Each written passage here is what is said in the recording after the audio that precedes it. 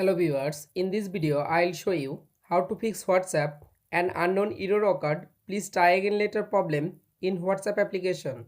If you want to solve this problem, please follow the step. Step 1. Long press or long tap in WhatsApp application. Go to apps info. Click on storage. Again click on clear data. Tap on clear cache data.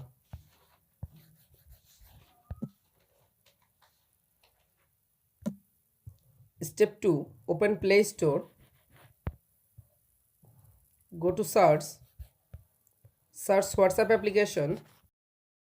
Update your WhatsApp application latest version. You make sure your WhatsApp application is up to date. Step 3. Restart your device and again open it. Step 4. Again open your WhatsApp application. You can follow all of the steps to fix WhatsApp an unknown error occurred. Please try again later problem in WhatsApp application. If this video helpful for you, please subscribe our channel and like this video.